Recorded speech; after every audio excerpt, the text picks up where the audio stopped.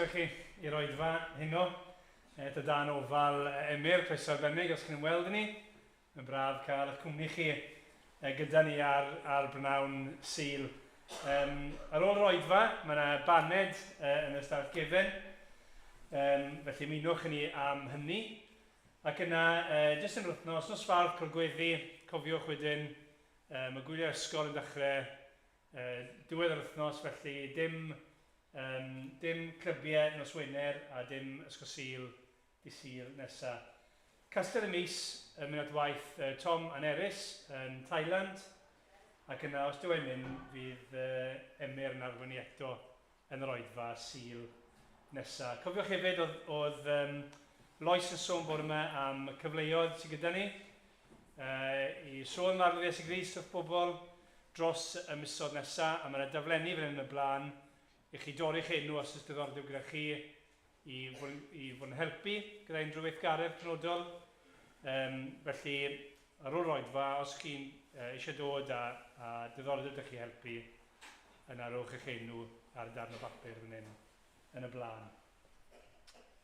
Dyna'r coeddiadau, newn ni droi at yr arglwydd mewn gweddi.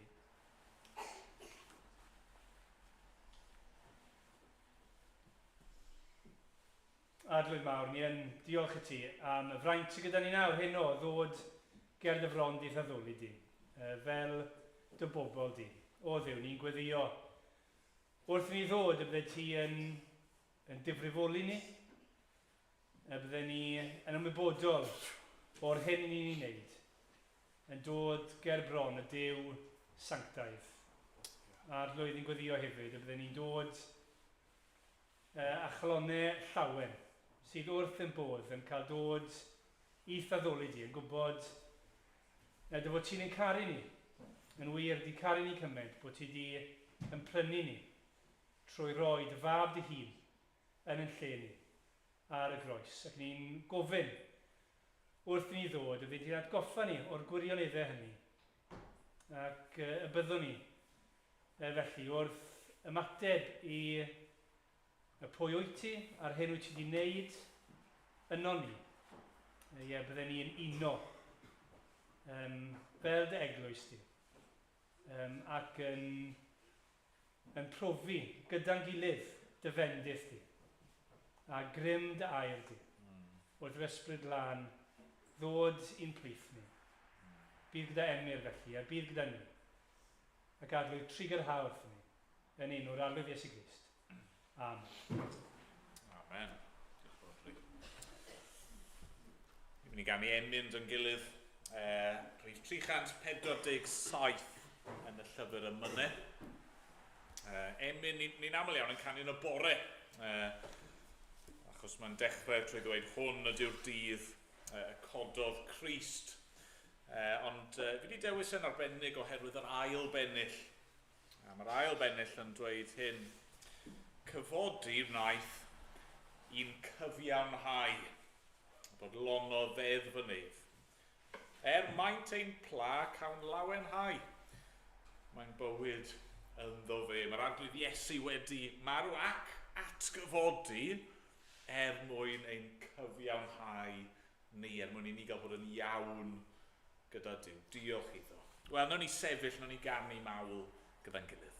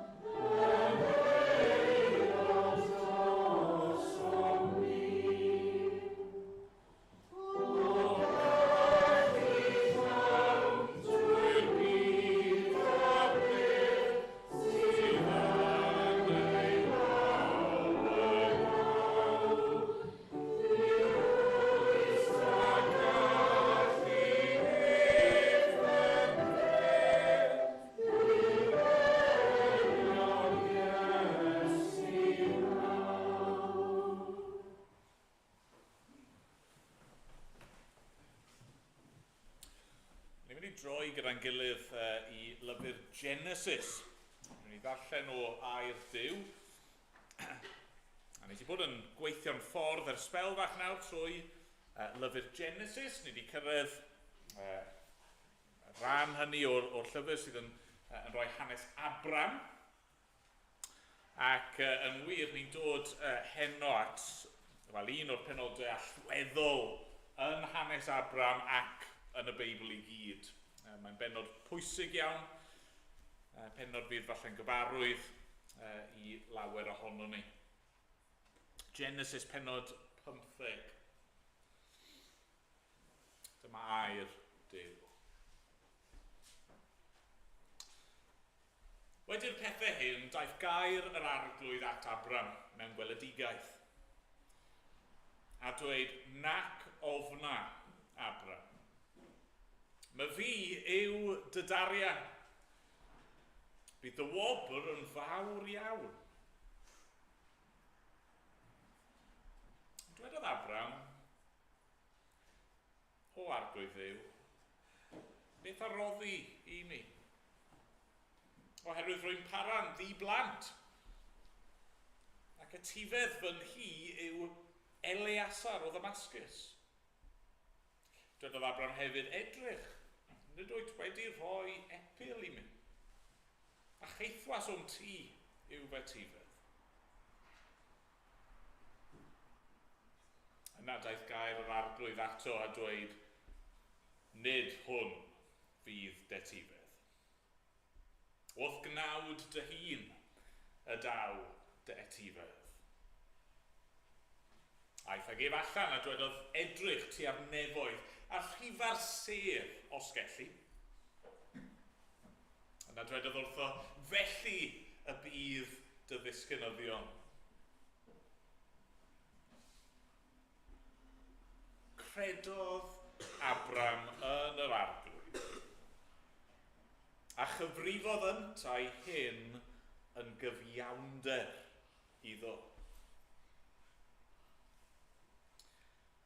Yna dwedodd wrtho, mae fi yw'r arglwydd. A ddaeth â thi o Ur y Caldeaid i roi'r wlad hon i ti i'w hetifeddu. Ond dwedodd ef, o arglwydd Dduw, sut y caf wybod yr etifeddaf hi? Dywedodd yntai wrtho, dwg i mi heffer deirblwydd, gafr deirblwydd, hwrdd teirblwydd, tirtir a chyw colomen. Daeth ar rhain i gyd ato, a'i hollti yn ddau, a gosod y naill ddarn gyferbyn ar llall, ni holltodd yr adar. A phan fyddai adar yn disgyn ar y cyrff, byddai Abram yn ei hel i ffwrdd. Fel yr oedd yr haul y machlud, syrthiodd trymgwsg ar Abram. A dyna ddychryn, a thywyllwch didew yn dod arno.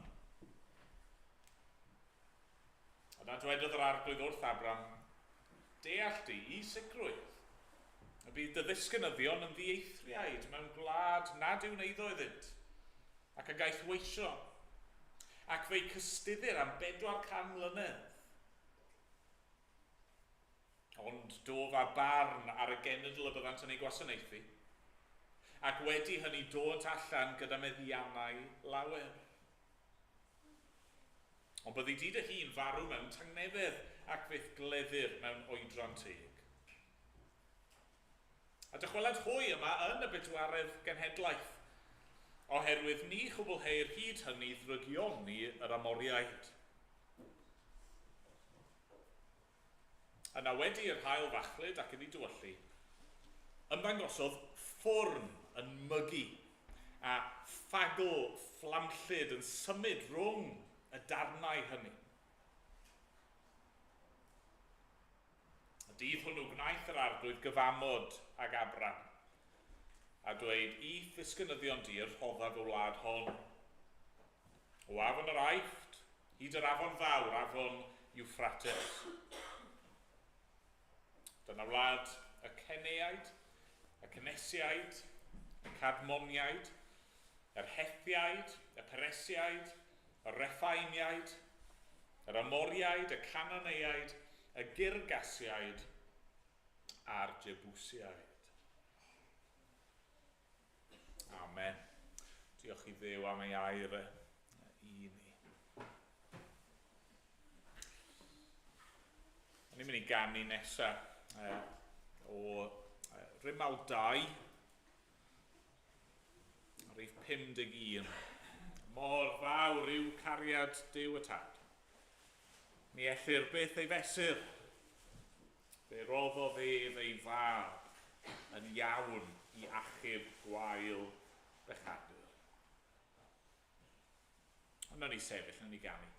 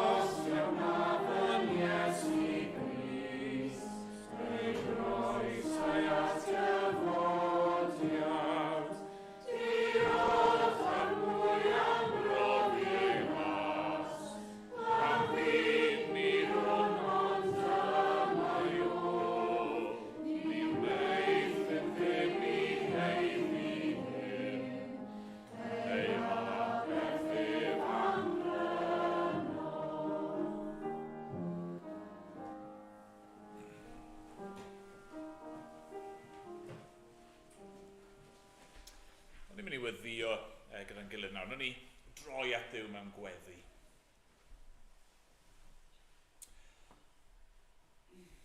O arglwydd hyn Duw, i ni'n diolch i ti.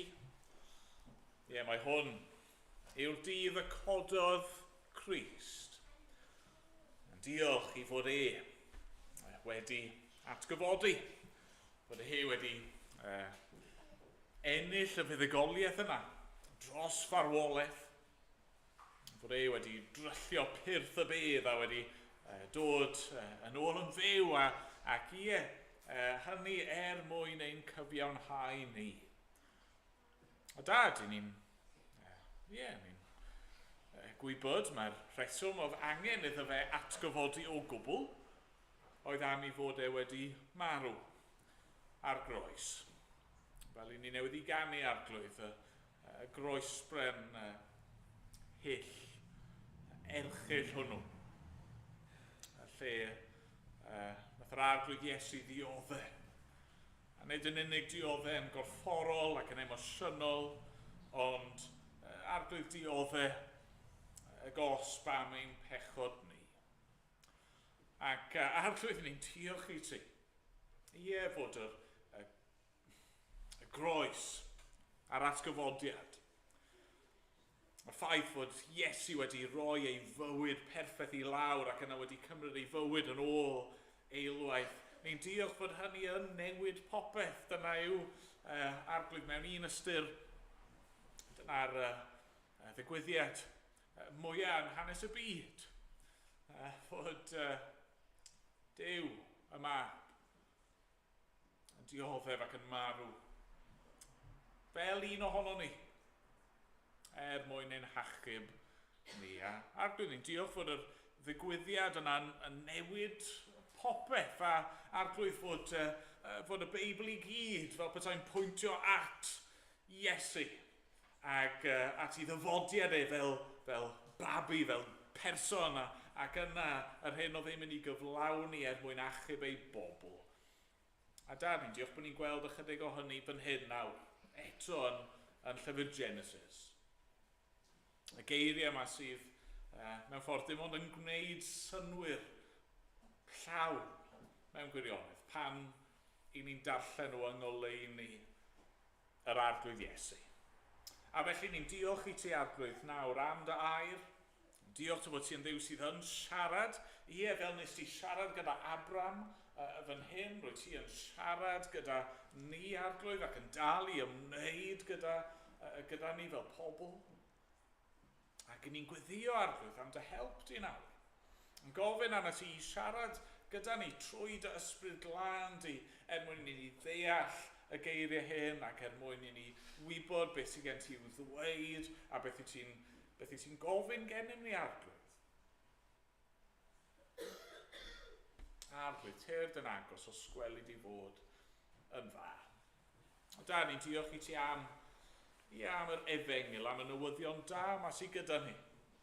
Diolch fod y newyddion i'w rhannu gyda'r eraill. Arglwydd glywon ni bore yma Lois yn rhannu ychydig am yr cyfleon sydd gyda ni.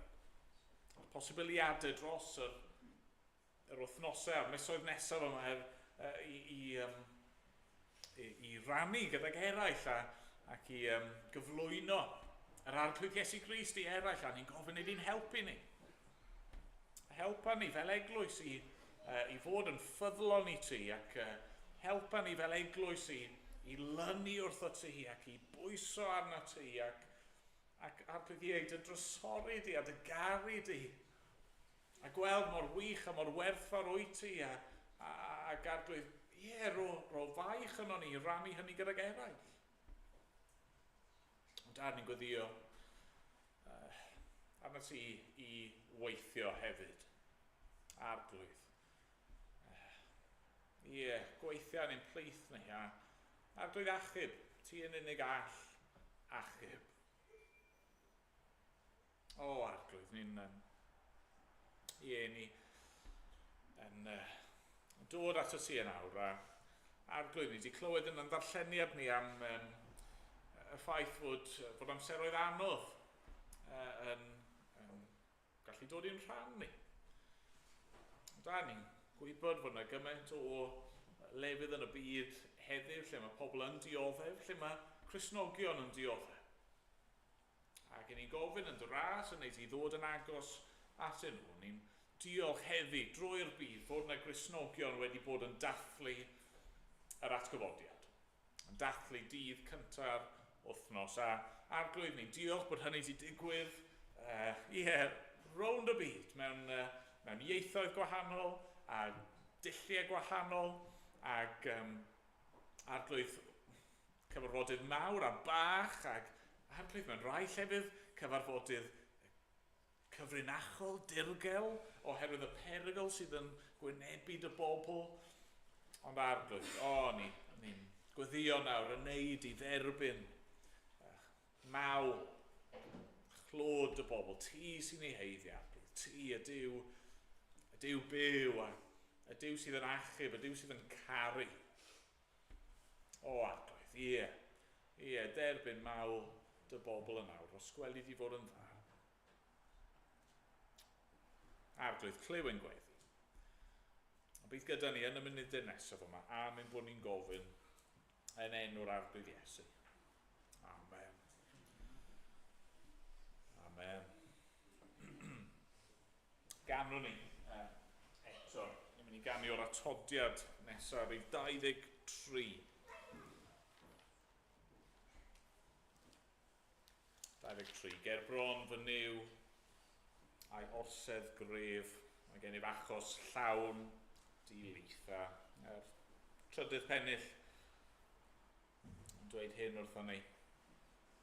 Gwelwch yr oen gyfodwyd nawr.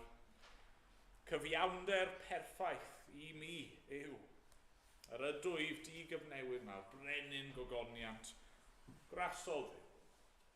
Yn un ag ef ni threnga fi, a'i waed y prynwyd fenaid drud.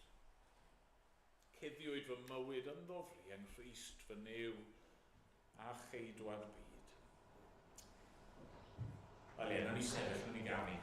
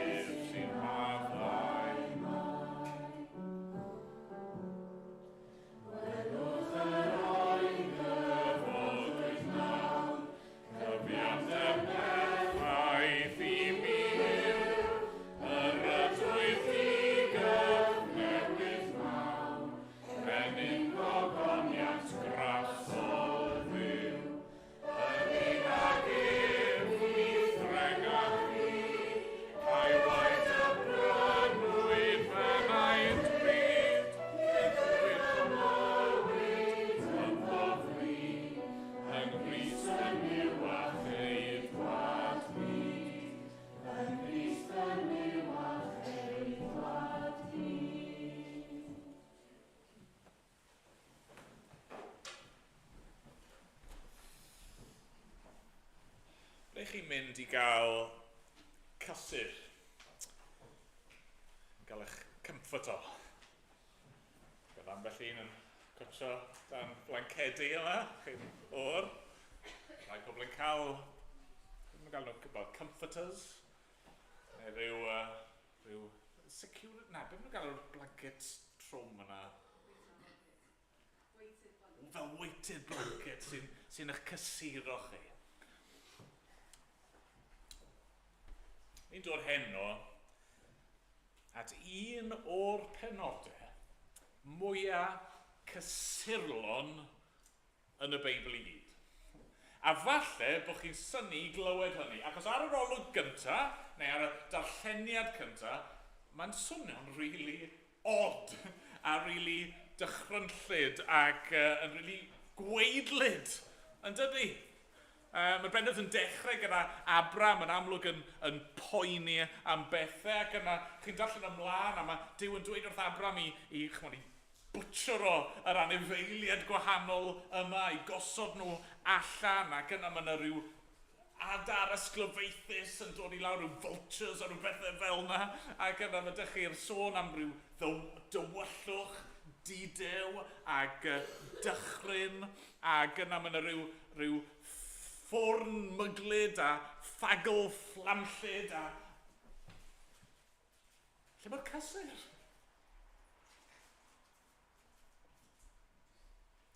Mae'n benod sydd yn llawn cysur. Achos am y tro cyntaf, i ni'n cael ein cyflwyno gyda'r athrawiaeth, be mae'r Beibl yn ei ddysgu am cyfiawnhad trwy ffydd. A chymod be, nath e wir yn haroi yr wythnos yma wrth baratoi. Fi wedi darllen Genesis 15, droion, yn gyfarwydd gyda'r benod yma, ond nath e wir yn haroi Genesis 15 yw hwn. Ni dim ond 15 o benodau mewn i'r Beibl. Yn yn gyfieithiad i'r fersiwn sydd y fi, ni at dalen 12. Okay? Ni mor gynnar, mor agos i'r dechrau, ac eto mae Duw yn ei ras yn datguddio, ac yn siarad, ac yn rhoi i ni yr athrawiaeth hyfryd yma, ein bod ni yn gallu cael ein cyfiawnhau trwy ffydd. Ein bod ni yn gallu bod yn iawn gyda Duw yn rhad ac am ddim trwy ffydd. Mae rai pobl bydd yn gweud wrthych chi, mae syniadau'r Beibl jyst yn cael ei dyfeisio yn y Testament Newydd. Paul yw'r un sy'n dod lan gyda'r syniadau yma am cyfiawnhad, a ddim o gwbl, maen nhw fan hyn. Genesis 15. Mae Abram ar y pwynt yma, mae'n amlwg yn poeni. Mae'r ffaith bod Duw yn dod ato fe ac yn dweud nac ofna Abram yn awgrymu ei fod yn poeni. Ac felly mae Duw yn dod a mae eisiau cysuro. Dyna'r math o Dduw yw, mae eisiau cysuro ei bobl. A mae Duw fan hyn, mae mor amyneddgar a mor garedig gyda Abram. Mae'n gadael i Abram i ddweud beth sy'n ei boeni e. Mae'n amlwg, mae beth sy'n poeni Abram yw mae Duw wedi gwneud yr addewidion yma iddo fe, ond dwi ddim wedi gweld nhw'n cael eu cyflawni eto, a dwi ddim yn deall sut gallen nhw cael eu cyflawni, a dwi ddim yn siŵr beth sy'n mynd i ddigwydd, ond mae Duw yn dod a mae'n cwrdd â ni yn ein gwendid. Falle bod chi yma heno yma, mae yna rhywbeth yn eich poeni chi, falle bod yna rhyw bryderon, rhyw ofnau. Falle bod chi'n teimlo'n wan ac yn ansicr, ac mae yna bob math o bethau mynd trwy eich meddwl chi, ond mae'r arglwydd eisiau chi brofi cysur. Mae'r arglwydd eisiau rhoi ei freichio fe o'ch cwmpas chi. Mae'r arglwydd eisiau chi brofi heddwch. Does dim lot o bethau sy'n gallu cynnig heddwch fel hyn, cyfiawnhad trwy ffydd. A'r peth cyntaf fi eisiau tynnu'n sylw ni ato fe yw i ni cael fan hyn darlun o gyfiawnhad. Okay? Darlun, picture o beth yw cyfiawnhad. Drychwch ar adnod 1. Genesis 15, adnod 1. Wedi'r pethau hyn, daeth gair yr arglwydd at Abram mewn gweledigaeth. A dweud, nac ofna Abram, mae fi yw dy darian, a gallwn ni cyfieithu, ath wobr fawr iawn. Nid just darian, a fi yw dy wobr mawr di. Falle bod chi'n ddim yn gyfarwydd efo Genesis 15, a chi'n clywed y geiriau, a chi'n meddwl, pam bod Duw yn dweud hyn? Pam tarian? Pam gwobr? Wel, maen nhw'n darluniau yn dyn nhw. Pictures. Beth yw tarian? Wel, tarian yw rhywbeth chi'n defnyddio mwyn amddiffyn eich chi. So, os rhywun yn seithi pethau ato chi, chi eisiau tarian mwyn eich gwarchod chi. Beth yw gwobr? Wel, gwobr yw rhywbeth gwerthfawr, trysor, rhywbeth sy'n cael ei roi i chi, rhywbeth yn aml iawn chi'n ei heiddi, yn ei ennill, rhywbeth i chi yn ei dderbyn. A mae Duw nawr fan hyn yn dod at Abram a mae'n dweud wrtho fe, fi yw dy darian di, fi yw dy wobr mawr. Pam? Wel, mae'n gwneud synwyr yn dydy dan yr amgylchiadau. Os ych chi ddim wedi bod gyda ni dros yr wythnosau diwetha, y peth diwetha welon ni oedd fod Abram wedi bod mewn brwydr. Mae Abram wedi bod yn ymladd yn erbyn gelynion mwyn achub ei rhan o'i deiliau. Ac yn ar ôl y frwydr, ar ôl i Abram trwy nethiw ennill y frwydr, mae Abram wedi dewis peidio cymryd arian a chyfoeth gan brenin Sodom. Ddinas drwg. Mae Abram wedi dewis mynd heb a dibynnu ar Dduw. A felly mae'n gwneud synwyr yn dydy. Mae Duw nawr yn dod ato fe a gweud, Abram, fi yw dy darian, pa'i poeni am y gelynion. Fi yw dy wobr, pa'i poeni ti ddim yn ei fod ar dy golled. Mae'r darlun hefyd yn gwneud synwyr o ran, beth i ni wedi darllen mor bell o ran fywyd Abram. Be mae Abram wedi wneud erbyn y pwynt yma? Wel, mae wedi risgo popeth yn dod. Mae wedi gadael ei gartre yn y Caldeaid. Duw yn atgoffa fe o hynny. A mae wedi ymddiried yn niw y bydd Duw yn arwain i wlad yr addewid. Ac yn rhoi teulu mawr ac yn ei bendithio fe yn helaeth. A felly mae Duw fan hyn yn dweud, pa'i poeni. Fi gyda fi. Do, ti wedi dod i'r lle dieithr yma, ond ti'n saff gyda fi. Ac, ti ddim wedi gweld cyflawniad yr addewidion eto, ond fe fyddi di achos rwy gyda thi.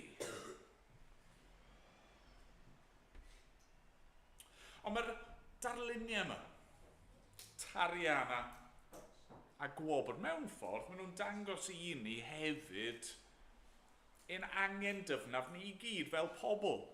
Yn dod nhw. Meddyliwch amdano fe, beth i ni gyd angen fel pobl? Beth i ni gyd eisiau fel pobl? Ni eisiau bod yn saff, rhag niwed, rhag ymosodiadau, rhag gelynion. A ni eisiau bod yn gyflawn ac yn llwyddiannus. Ni eisiau cael ein diogelu, a ni eisiau cael ein digoni. Mae yna rhan ohono ni gyd yn does sydd yn chwilio am rhywbeth. Mae yna rhywbeth ar goll ono ni. Ni'n gwybod hynny. Ni gyd yn profi rhyw eogrwydd, mae'n cydwybod ni'n pigo. Ni'n gwybod bod pob peth ddim yn iawn, ni'n gwybod bod ni'n methu ac falle bod ni'n ofni. Oherwydd hynny, ni'n gofyn, wel, beth sy'n mynd i ddigwydd i fi? Fi'n mynd i farw rhyw ddydd, a sut mae hynny'n mynd i ddigwydd, a pan fyddai'n marw, beth fydd yn wynebu i? Ni eisiau tarian, rhywbeth i'n gwarchod ni rag hynny. Ni hefyd eisiau gwobr, mae'n rhywbeth yno ni gyd fel pobl sydd yn sychedu am fwy. Ni'n gwybod mae'n y fwy i fywyd na'r hyn sy'n geni, mae'n y fwy i'r byd yma sy'n cael ei gynnig i fi. A mae'r Beibl yn glir yn hyn, i ni wedi cael ein creu ar lun a delw Duw, i gael perthynas gyda Duw, ac felly nes bod ni yn ffeindio fe, mae'n rhywbeth ar goll. A felly be mae Duw yn dweud sydd ei angen arno ni, mewn gair yw cyfiawnhad. Nawn ni ddod at hynny mewn munud, ond mae Duw yn dweud, mae'n cynnig i Abram fan hyn, na i fod yn darian i ti, na i fod yn wobr i ti. Na i dy ddiogelu di, na i dy ddigoni di. A dyna sy'n cael ei gynnig i chi a fi hefyd. Mae Duw yn dweud, os wyt ti eisiau, os wyt ti'n dod ato fi, Os wyt ti'n derbyn y gwahoddiad, fe fydda i yn darian i ti, a fe fydda i yn wobr i ti, drysor i ti. A mae hyn yn dod yn ei te at canol y stori lle, yr ail bwynt, gallwn ni alwen cyfrif y cyfiawnhad. Cyfrif y cyfiawnhad. Hynny mae Duw yn cyfrif Abram yn gyfiawn. Beth sy'n digwydd? Wel, mae Abram yn mynegu ei bryderon i Dduw. Mae Duw yn dweud dere gyda fi. Mae'n dangos awyr. Chi'n gallu dychmygu yn dichi chymod yn yr ardal yma yn wledig. Heb yr light pollution sydd gyda ni, yr awyr yn llawn sêr. Llawn sêr. Chymod, bron bod chi'n methu gweld y tywyllwch achos bod cymaint o oster. Mae Duw yn dweud, fel hyn fydd dy ddisgynyddion di. Fi'n mynd i roi etifedd o dy gnawd di dy hun. Adnod 6. Credodd Abram yn yr arglwydd, a chyfrifodd yntai, hynny yw'r arglwydd, hyn yn gyfiawnder iddo. Credodd Abram yn yr arglwydd, a chyfrifodd yntai hyn yn gyfiawnder iddo. Doedd Abram ddim yn gyfiawn. Doedd Abram ddim yn berffaith. Doedd Abram ddim yn ddibechod. Dyna mae'r gair cyfiawn yn ei olygu mewn gwirionedd. Bod chi yn hollol iawn, bod chi erioed wedi gwneud dim yn anghywir, eich bod chi yn berffaith ac wedi cyrraedd mewn ffordd safon perffaith Duw. Ac oedd hynny ddim yn wir am Abraham. Ni wedi gweld esiampl o hynny'n barod yn dyn ni. Lle oedd Abram ar ddechrau ei hanes oedd yn Ur y Caldeiaid. A beth oedd e'n gwneud yn Ur y Caldeiaid? Oedd e'n byw fel pobl Ur y Caldeiaid. A pwy oedd e'n addoli? Oedd e'n addoli'r diwiau oedd yn cael ei addoli yn Ur y Caldeiaid. Ac yna, nathon ni glywed am ei antur bach lawr yn yr Aifft, a'r celwyddau, a'r twyll fyna.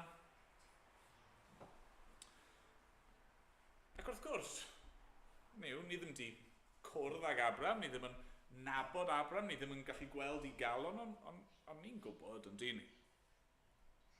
Heb ei fai, heb ei eni. Ni'n gwybod fod Abram ddim yn gyfiawn, ond beth sy'n cael ei ddweud fan hyn yw bod Duw, y Duw cyfiawn, y Duw sydd yn berffaith ym mhob ffordd, yr un sydd yn lanach ei lyged na gall edrych ar bechod. Y Duw yma sydd yn adnabod y galon ddynol a dim modd ei dwyllo fe, mae e'n edrych ar Abram.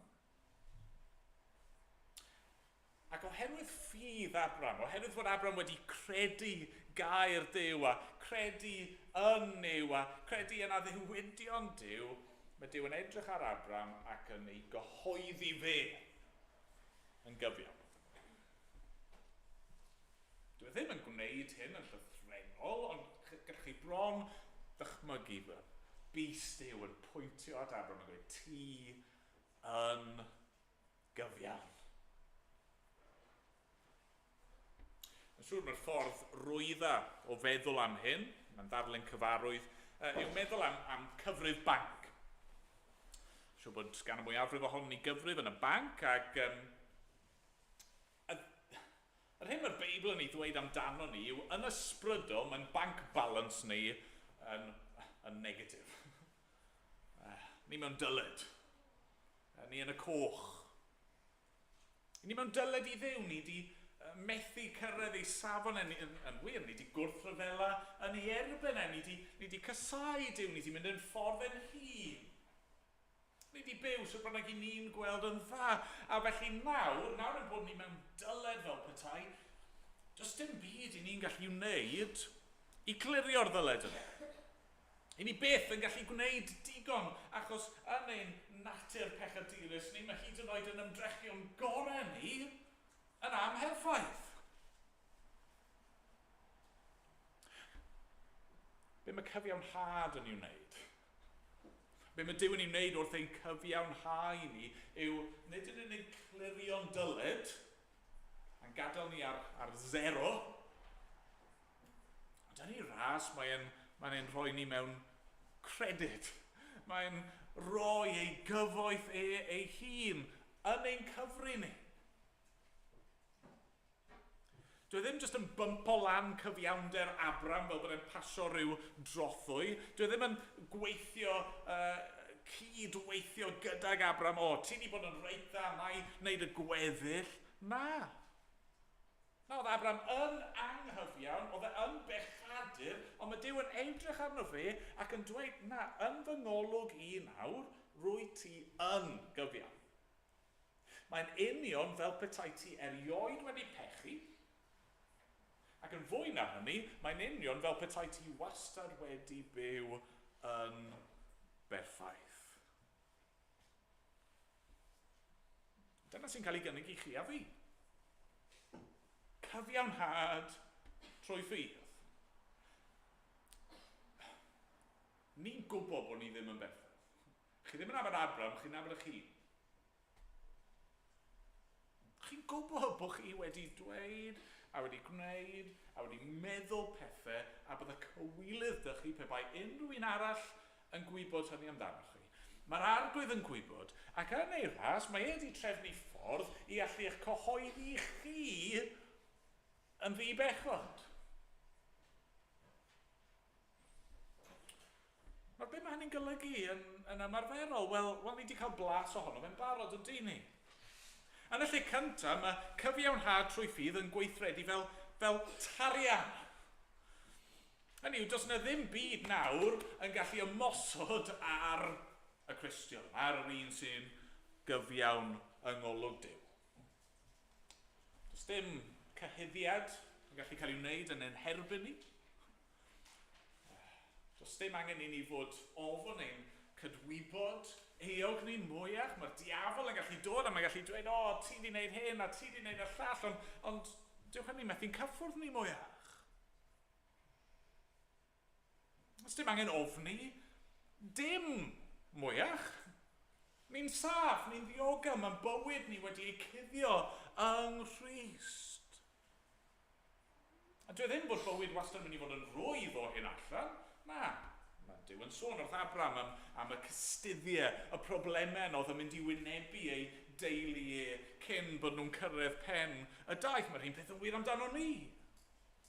Mae'r arglwydd Iesu'n dweud yn y byd fe gewch o'r thrymder, codwch eich calon rwy fi wedi gorchfygu'r byd.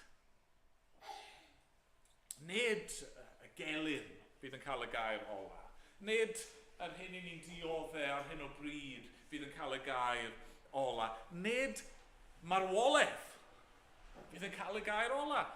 Hyd yn oed os i ni'n marw cyn bod Iesu'n dychwelyd ac yn ni'n cael ein claddu, nid dyna diwedd y stori. Achos mae gen ni darian. Mae gen ni cyfiawnder Duw yn ein gwarchod ni. Mae cyfiawnder Duw hefyd yn golygu gwobr. Nid yn unig bod ni ddim angen ofni marw a barn Duw mwyach. Fel pobl cyfiawn, pobl wedi ein cyfiawnhau, i ni nawr yn derbyn yr hawl i bopeth mae cyfiawnder yn ei heiddi. Ni'n cael ein ystyried fel petai ni wedi byw a wedi cyrraedd safon Duw, a felly ni'n gallu dod o'i flaen a derbyn ei holl addewidion mae e'n gallu'n croesawu ni i'w freichiau fe ac tywallt ei fendithion arno ni. Chydig bach fel os allai roi darlun digon sili mewn ffordd. Yn clywed weithiau am bobl, maen nhw'n ennill rhyw wobr neu beth bynnag i gael access all areas pass i fynd i ryw gig. Maen nhw'n mynd i'r gyngerdd fawr yma, a maen nhw'n cael ryw pass, access all areas. Maen nhw'n cael mynd i'r cefn, maen nhw'n cael cwrdd ar band, maen nhw'n cael mynd a profi beth yw hi fod yn celebrity mewn ffordd, yn dyfa. Mae'r ffaith fod y pass yna gyda nhw wedi cael ei roi iddyn nhw yn golygu, sneb yn cael cico nhw mas. Di security methu dod a dweud, ei, ti ddim fod fan hyn mas at... Na, chi'n gweud, excuse me. A mae'r ffaith bod chi efo'r pas yna hefyd yn golygu bod chi yn mynd i gael eich trin fel un o'r bobl sydd yn heiddi bod yna. A dyna mae'r arglwydd yn ei wneud i ni. Ac wrth gwrs, Duw yw ein tarian, Duw yw ein gwobr. Trwy ffydd ni'n cael ein uno gyda Duw ei hun a fe sydd yn rhoi'r pethau hyn i ni. Rad ac am ddim. Trwy ffydd. Nawr sut gall hyn fod? Felly bod rai, ond chi'n meddwl eich hun, wel, sut mae Duw yn gallu gwneud hynny? Neu gywe jyst yn rhyw dwyll? Rhyw wishful thinking? Hynny yw ni yn eog, ond mae'n dweud bod ni'n ddi-eog. Wel, sut gallai wneud hynny heb fod yn anghyfiawn ei hunan? Felly ni'n dod at y pwynt ola, sef cost. Cost y cyfiawnhad. Ni'n cael yr manylion rhyfedd yma'n dyn ni. Mae'n swnio'n rhyfedd i ni.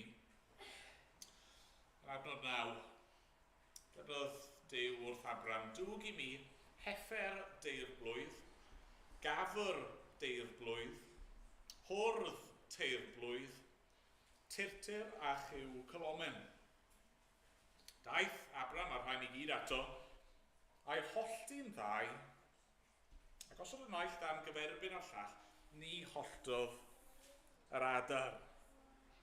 Mae'n swnio'n rhyfedd iawn i ni, ond beth sy'n digwydd fan hyn yw mae Duw yn gwneud cyfamod.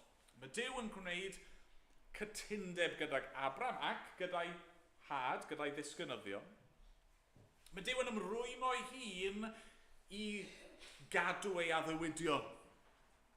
Ac yr arfer yn y cyfnod yma oedd bydd y pobl, pan maen nhw'n gwneud cytundeb gyda'i gilydd, cytundeb mawr difrifol, a bydden nhw yn cymryd anifeiliaid.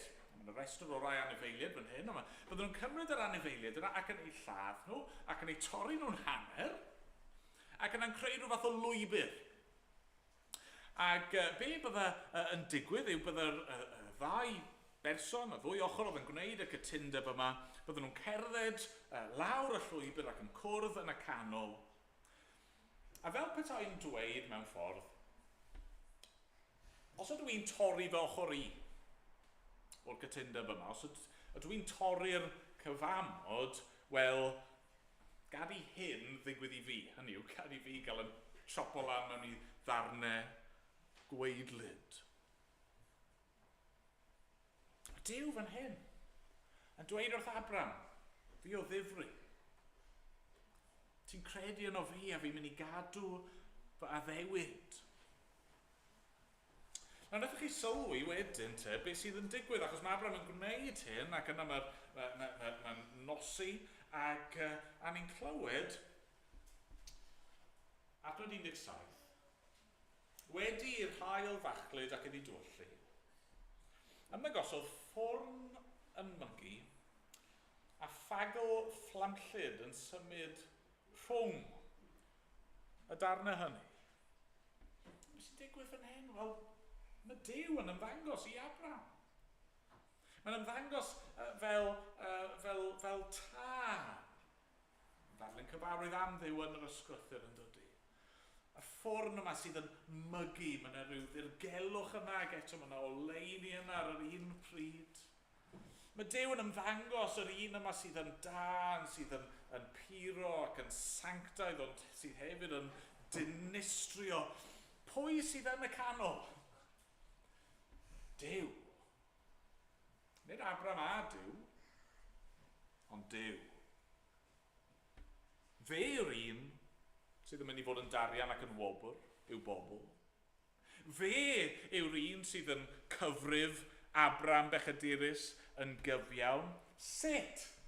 Sut mae'n gallu gwneud hynny? Wel, oherwydd bod ei hun yn mynd i gymryd melltith, canlyniadau, torri'r cyfamod arno fe ei hun. Mae Duw ei hun fan hyn yn dweud fi yn barod i gael fy nhorri yn ddarnau mwyn cadw fa ddiwydion i ti Abram. A mae hwnna'n codi cwestiwn pellach yn dydi, sut gallen ni ddigwydd? Sut gall Dduw sydd yn ysbryd gael ei dorri yn ddarnau? Wrth gwrs, ni'n gwybod. Yng nghyflawniad amser, mae Duw ei hun yn dod yn ddyn. A rhyfeddod yw, mae'n dod mwyn cyflawni yr addewid fan hyn i Abram am had. Mae Duw yn dod yn berson, a'r person hwnnw, Iesu Grist, mae'n fab i Abram, fe yw mab yr addewid, fe yw mab Duw. Be mae'r arglwydd Iesu Grist yn ei wneud? Yr un yma sydd yn ddibechod, yr unig berson nath fyw a parhau yn ddibechod, hyd y diwedd. Be mae'n gwneud? Ond mae'n talu'r pris yn dydi. Mae'r arglwydd Iesu yn cymryd y gos. Mae'n cyflwyno ei fywyd cyfiawn yn aberth ar y gros. Mae'n cymryd arno fe ei hun canlyniadau ein pechod ni. Ac wrth wneud hynny, mae yn ein cyfiawnhau ni. Mae'r un di-bechod yn dod yn bechod droson ni ar y groes, a fel fan hyn mae tywyllwch a mae'n y ddychryn. Mae barn Duw, dicter Duw, melltith Duw yn cael ei dywall allan ar ein pechod ni. Fel bod Duw yn gallu cyfiawnhau, ond hefyd bod yn gyfiawn. Dydy Duw ddim yn anghofio am bechod.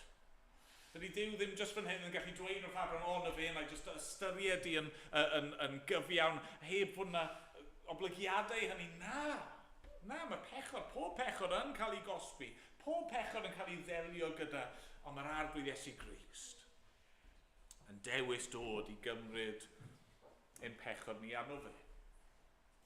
Mwyn i ni, trwy ei farwolaeth a trwy ei atgyfodiad, i gael ein cyfiawnhau. I gael sefyll ger bron Duw. Profi ei gariad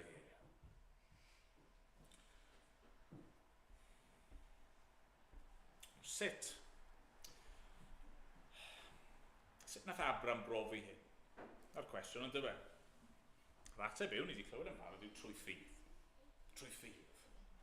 Ond na'r allwedd, ni methu ennill ein cyfiawnhau.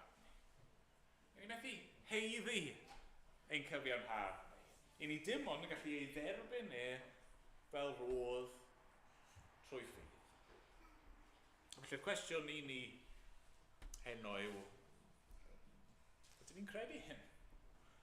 Ydyn ni'n mynd i roi ein ffydd ni yn yr arglwydd Iesu Grist ac ynddo fe yn unig. Os newch chi hynny, mae'n y gysur. Cysur yw gael sydd tu hwnt i unrhyw beth mae'r byd yma'n gallu gynnig. Cysur ym mhob sefyllfa. Beth bynnag chi'n ei wynebu, beth bynnag sy'n eich poeni chi, os yw'ch ffydd chi yn yr arglwydd Iesu Grist, ac os ych chi trwy'r ffydd hwnnw wedi eich cyfiawnhau, mae'r arglwydd yn rhoi ei gysur i ni. Diolch i fo. Amen. Amen.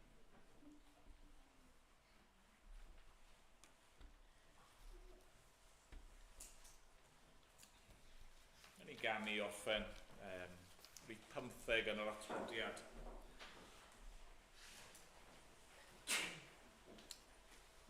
dyledwr i ras ydw i fi, am ras cyfamodol mae'n ha, a gwisg dy gyfiawnder o'n cylch, neu'r ofna fi ddyfod wrth flaen. Mae dychryn y gyfraith a Duw yn methu fy nghyffwrdd yn wir. Mae gwaed ac y fuddod fy Nghrist yn cuddio fy meiau yn glir. Mae'r emyn yma'n gosod allan beth ni wedi bod yn ystyried cyfiawnhad trwy ffydd, ond yn rhoi'r darlun yma o gael ein gwisgo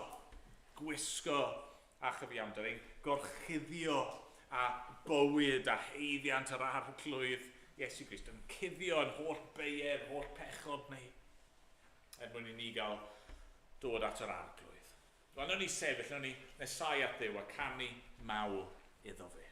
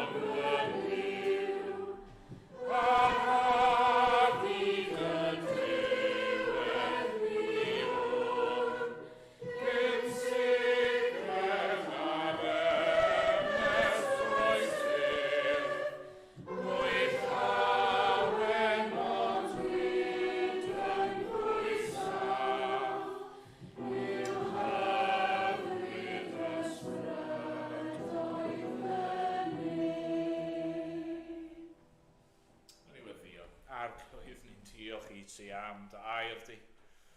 Gair yma sydd yno i'n cysuro ni.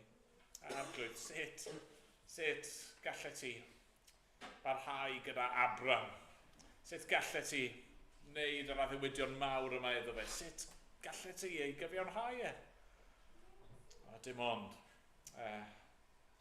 oherwydd y cynllun yna'r trefn hwnnw i'r arglwydd Iesu i ddod.